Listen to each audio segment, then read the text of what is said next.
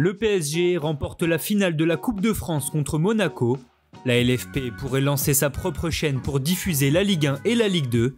Liverpool et Arsenal gagnent dans la course à l'Europe et la Juventus s'adjuge la Coupe d'Italie. Voilà les titres du journal de Made in Foot.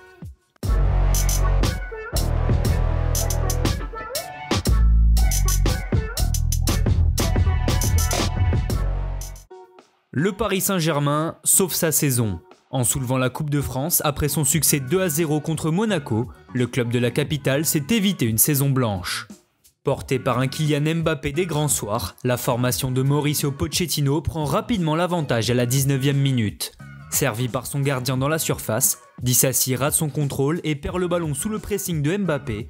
Le numéro 7, c'est Ricardi en retrait qui n'a plus qu'à pousser le ballon au fond des filets. Plombés par cette erreur, les joueurs de la Principauté ne parviennent pas à réagir et dans une finale peu animée, la véritable première occasion des Monégasques intervient après l'heure de jeu. Sur son côté droit, Gelson Martins percute et envoie un centre-tir sur la transversale de Navas. Le PSG touche également la barre sur un lob de 30 mètres de Kylian Mbappé. Pas verni sur ce coup-là, le joueur formé à l'ASM tue dans la foulée les espoirs de son ancien club. Parfaitement lancé dans la profondeur par Di Maria, Mbappé trompe Mayeki d'un petit piqué et offre la victoire à son équipe.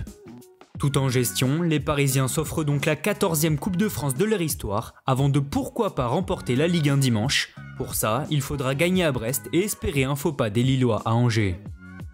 La LFP va-t-elle lancer sa propre chaîne ?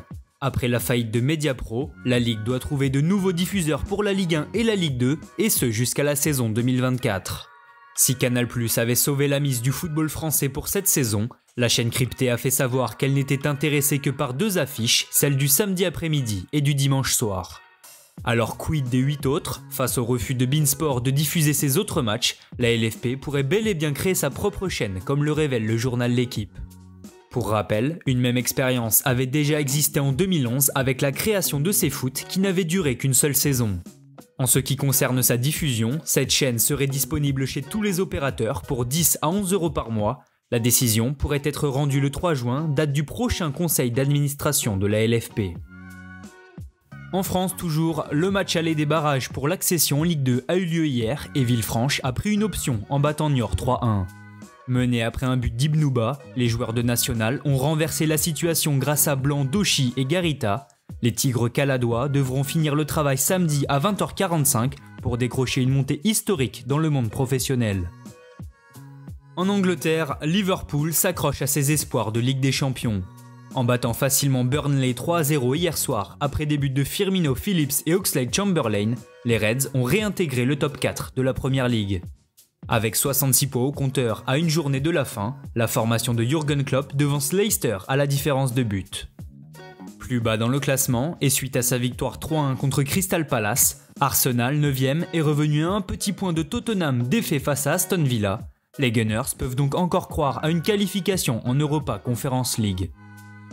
Enfin, on termine ce journal par l'Italie, où la Juventus s'est adjugée la finale de la Coupe en l'emportant 2-1 face à l'Atalanta. Devant grâce à un but de Kulusevski à la demi-heure de jeu, la vieille dame s'est fait reprendre juste avant la pause par la DA avant que Chiesa ne lui offre la victoire en fin de match.